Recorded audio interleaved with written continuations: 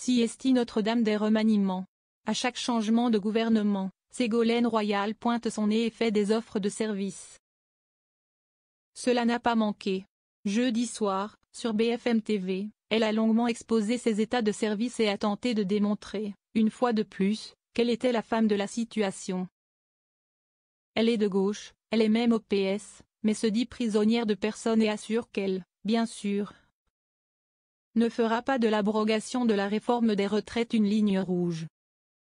Disponible, presque offerte, avec un culot qui frise l'indécence si ce n'était pas plus pathétique qu'autre chose, elle minaude, brûlant de revenir au pouvoir. Elle avoue avoir envoyé des lettres à l'Élysée pour se proposer mais garde l'évidente non-réponse pour elle. CST personnel, lance-t-elle, dans un vrai faux mystère. Ségolène Royal, entre simplicité et télé-réalité.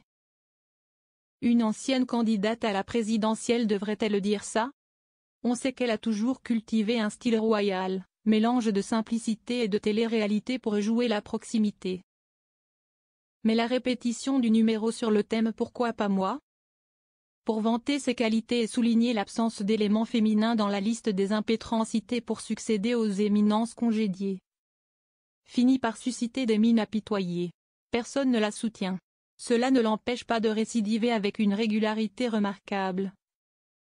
Comme sourde au silence assourdissant qu'accueille à chaque fois sa demande d'emploi. Pourquoi une telle obstination? Réduite à l'image d'une poupée mécanique qui ne sait dire que 3 mots, « je suis disponible ». Elle ne renforce pas ses chances et abîme le peu de crédit qui lui reste après chaque occasion manquée. Si est-il triste, car elle ne manque ni d'idées, ni de courage, ni de talent, qualité peu répandue aujourd'hui. Elles lui ont permis, en son temps, de faire son chemin jusqu'au second tour de l'élection suprême. Mais elle semble avoir perdu en route ce qui donne les clés du succès, l'analyse juste des rapports de force et la lucidité sur soi-même. Madame Royal fait cadeau de sa personne au peuple sans se rendre compte que recevoir ce présent, dans les deux sens du terme, ferait plus sourire que plaisir. La ténacité est allouée, à condition de ne pas s'aveugler.